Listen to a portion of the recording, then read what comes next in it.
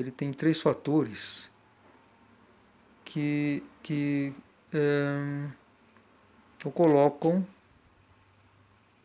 menos propenso a ter uma gravidade assim, ser tão letal como está sendo no hemisfério norte. Aliás, são até mais de três fatores. São a questão populacional, que é muito menor que o hemisfério sul. Não existe a densidade populacional que existe no hemisfério norte. Por exemplo, a Índia, a China, a Europa. Portanto, tem apenas 10% da população mundial e 30% das terras emersas. Elas são mais quentes. E agora que a rota, né, surgiu na Ásia, Europa, Estados Unidos, e agora que chegou na América do Sul, enfim, e África, né? Mas por enquanto, no hemisfério sul, tá, tá tranquilo, vamos dizer assim, em comparação com o que já ocorreu. Então e também está havendo prevenção, principalmente aqui no Brasil, né? Lógico que os países em desenvolvimento, ou então pobres, onde existe principalmente na África, não há tanto preparo. Mas essa parte climática e populacional ajuda muito. E então tudo leva a crer, né, que não vai ter a mesma letalidade que houve na Ásia e está sendo agora na Europa. Mas vamos aguardar. O importante é a prevenção. Aqui, por exemplo, na região norte e nordeste, parece que a contaminação está sendo muito pequena, né, por enquanto. Então vamos aguardar aí. Esperar que já está tendo muitas informações sobre medicamentos. Um medicamento que foi testado em 40 marinheiros americanos, norte-americanos, que estavam com coronavírus, que se voluntariaram como cobaias, né? Mas sem risco, né?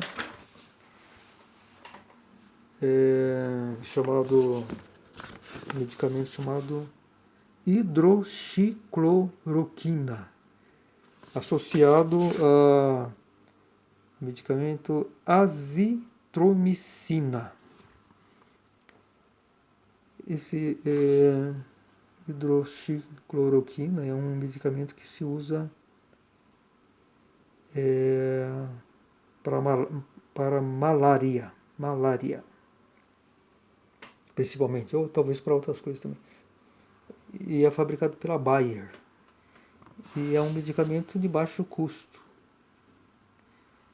Então, 100% dos casos, os 40 em 72 horas, como está sendo noticiado aí, né?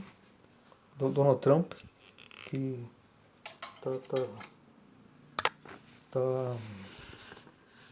tá diretamente aí, né? Tá dando toda a atenção a essa questão. Parece que foi ele mesmo que solicitou voluntários, né, da Marinha para que testasse esse medicamento, e eles, 99% dos marinheiros com coronavírus, eles se aceitaram, né? Assim, de imediato, né? Fazer esse experimento e em 3 dias, 72 horas, 100% eles foram curados. Agora, é lógico que vamos considerar que geralmente os marinheiros, né, eles têm boa saúde e também não são idosos. Tem essa questão. Então não é que esse medicamento vai fazer milagres, né? Se considerar pessoas que já têm problemas, né? Têm doentes, e principalmente idosos, né? Que têm mais doenças associadas, né?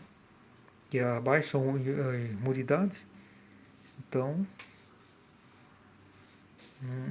certamente não vai ser assim tão eficiente, né? Dependendo dos casos, né?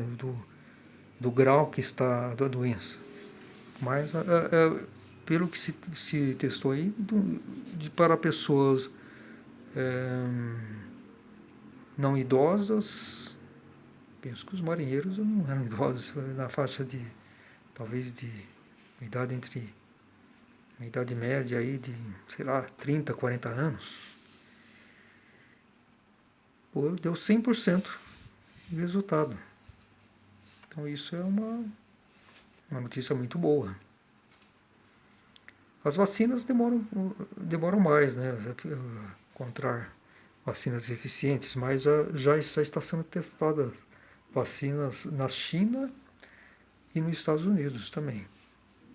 Então hoje a capacidade da medicina é muito boa, né? Os recursos hoje são inimagináveis para comparação com outros tempos aí, né? Que a mortalidade era muito grande. Então todo mundo aí também, o lado bom aí é a união, né? Das humanidades tem que ver o que interessa mesmo, né? Nesses momentos de crise, há muitas reflexões, né? E elas são muito úteis, né? Para as pessoas, para refletir sobre os verdadeiros valores, que é a vida, né? São as suas relações, né? A questão material vem em segundo plano. Porque não adianta um estado assim de crise ficar pensando, preocupado com economia, não sei o quê. Não, porque não adianta priorizar a economia e depois os mortos não vão trabalhar, não vão comprar, não vão ganhar. Então, o importante é a preservação das vidas, né? Salvar vidas, esse é o foco principal. Agora, eu como acredito na veracidade do Nibiru, desse cometa planeta, bom, isso para mim é certeza que ele existe e que ele vai chegar aqui na Terra. Agora, a questão para mim é se esse Nibiru que estão anunciando, principalmente em vídeos do YouTube, enfim, tem muitos canais que tratam desse tema, os três dias de escuridão também. Então, tudo juízo final, né? Apocalipse, são todos assuntos relacionados. E isso, pelo que eu estudo, desde com base da mensagem do Graal de Abid-ru-shin, a obra Na Luz da Verdade, volume 1, ele tem a dissertação que ele escreveu na década de 1930, O Grande Cometa, que ele fala da vinda desse grande cometa. E também tem uma dissertação desse primeiro volume, chamada Estrela de Belém. Então ele diz que é o retorno da Estrela de Belém. E Rosélia von Sass, no livro O Livro do Juízo Final, ela fala também sobre o grande cometa, fala sobre o novo Sol, um astro, porque o Sol está prestes a morrer.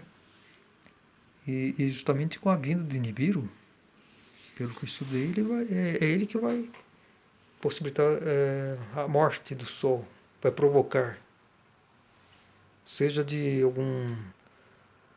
algum satélite que vai ser atraído para pontos vitais, porque o Nibiru vai contornar o Sol com grande velocidade e ele, possivelmente, ele tem satélites, luas, até de grandes dimensões, como, por exemplo, Júpiter. Júpiter tem 4 satélites naturais,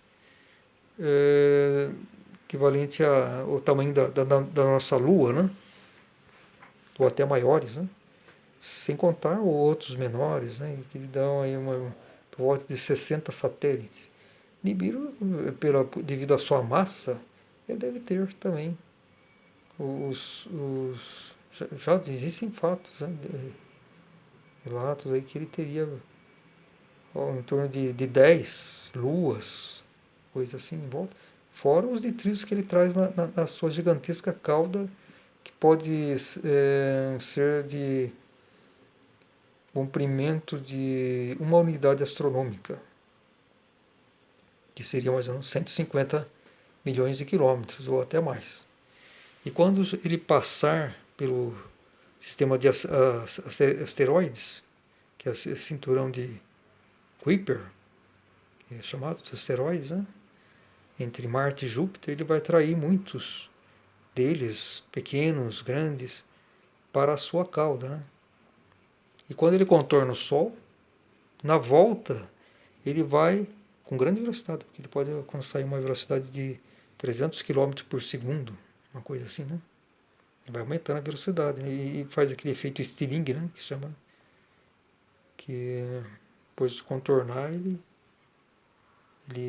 vai e volta assim com grande velocidade. E também a cauda, quando o cometa circunda o Sol, ele fica sempre oposto ao corpo dele. Por exemplo, o corpo do cometa, ele, ele fica na frente, vamos dizer assim. O vento solar, ele empurra a cauda para o lado oposto.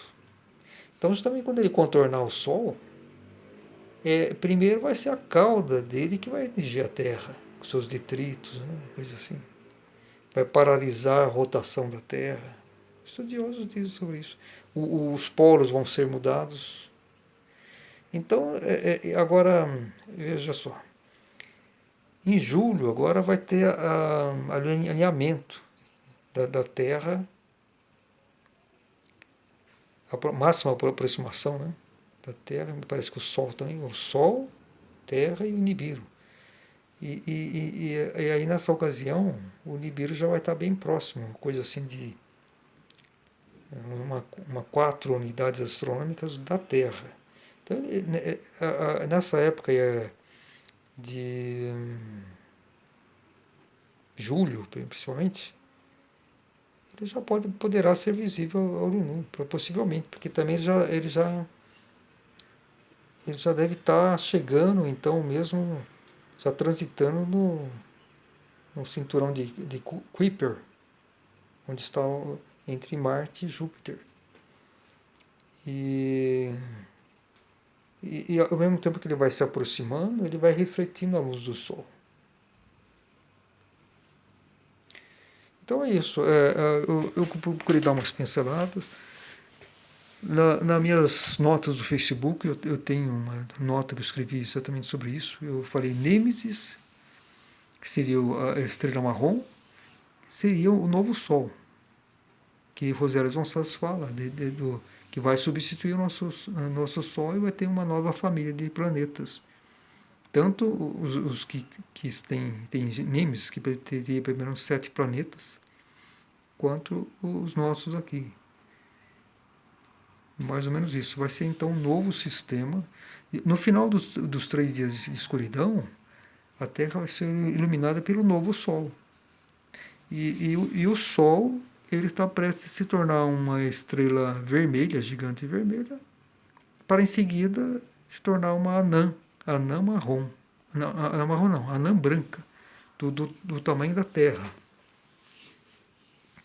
Então, nessa nota eu fiz essas comparações e quanto que o Nibiru seria a estrela de Belém, o retorno da estrela de Belém. Só que dessa vez ela vem não como anunciar o amor de Deus, que é Jesus Cristo, mas vem anunciar o juízo, vem efetivar o juízo, a limpeza, a restauração da terra. Porque a terra,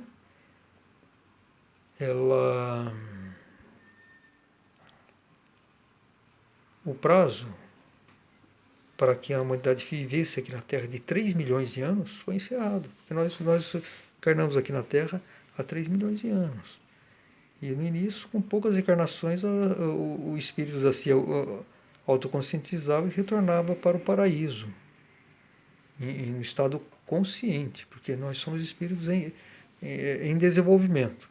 Então nós saímos da inconsciência para através das nossas vivências, encarnações nos reinos materiais, poder se tornar autoconsciente e retornar ao paraíso para sermos reais servos na vinha do Senhor.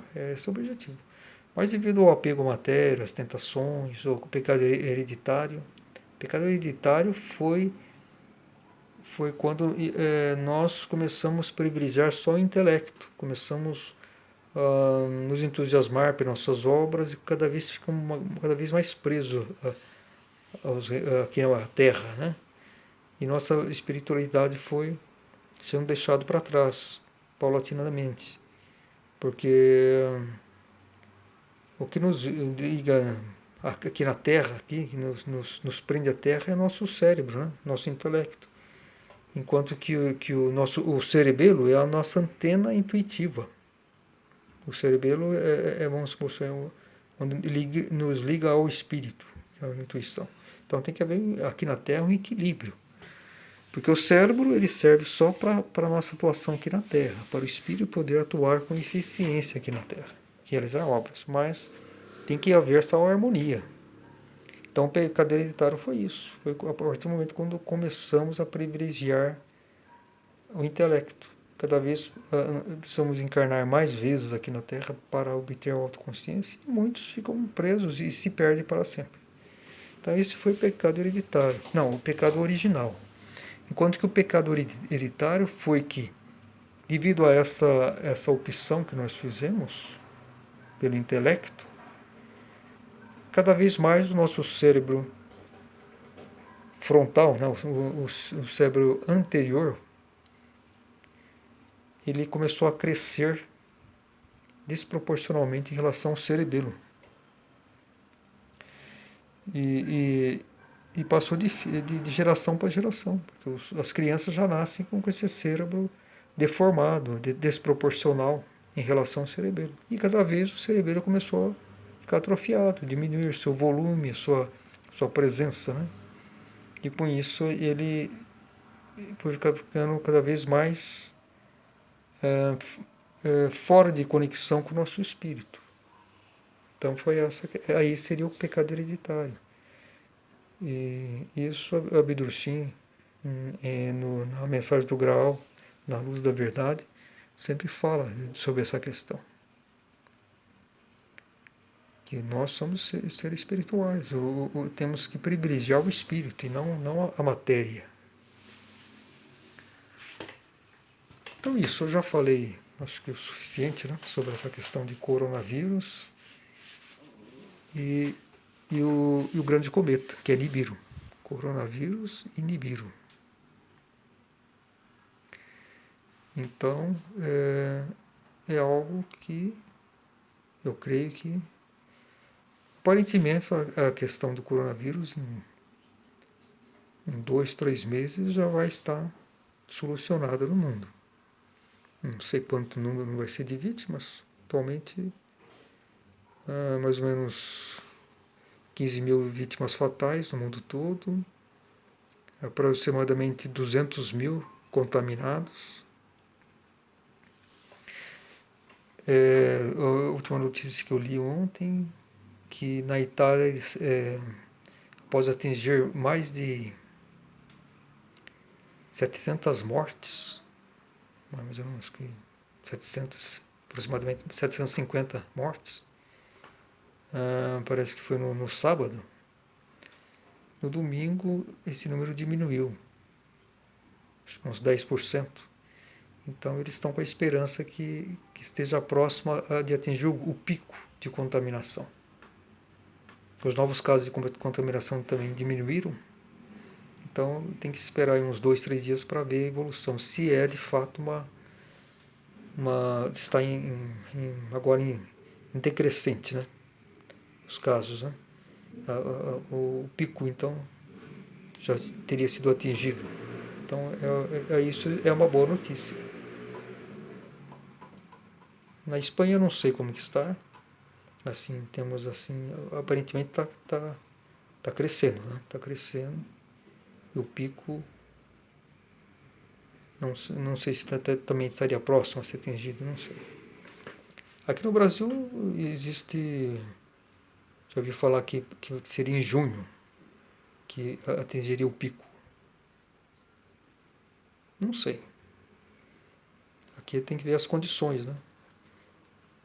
Ao que parece, aqui o nível será muito menor de contaminação, como foi na Ásia e principalmente está sendo agora na Europa. Agora tem que aguardar, né, a evolução. Então, por todos os fatores que eu já falei, né? Questão do clima, o momento tá, não foi no inverno, né? Quando chegou aqui, os primeiros casos aqui no Brasil, estavam em pleno verão. É isso para o hemisfério sul todo, né? Todo o hemisfério sul. Então, isso, vamos aguardar evolução. De qualquer forma, é algo que assustou, né? O mundo, esse surto do Covid-19, a nova mutação do coronavírus. Coronavírus, eu vi até uma informação de um vídeo que eu assisti de um doutor falando que na década de 1930 que foi encontrado esse primeiro coronavírus, ou que tiveram as primeiras notícias, né? E parece que na década de 1960 que tiveram a confirmação desse coronavírus, né? Assim, de um estudo, né, científico. Então, eu nunca tinha ouvido falar desse coronavírus, só especialistas que sabem disso, né? Ele ficou famoso agora. Mas me parece que desde a década de 1960 não houve assim, um caso assim de pandemia do coronavírus no mundo, como está acontecendo agora, né? Então, é agora que ele realmente está tendo a gravidade, né? De tal forma que todo mundo se preocupou e tem as consequências, né, econômicas e outras mais. Né? A econômica é um dos fatores mais sensíveis, né? Esse tipo de questão, né? De pandemias. Né? E vamos ver. Eu acho que é decisivo ver a questão na Europa. Né? Hoje é o centro de contaminação. Então a questão aí na Europa é fundamental para ver se realmente está prestes a atingir o pico, porque a princípio foi previsto para maio. Então é isso. Então, muita paz, muita luz a todos.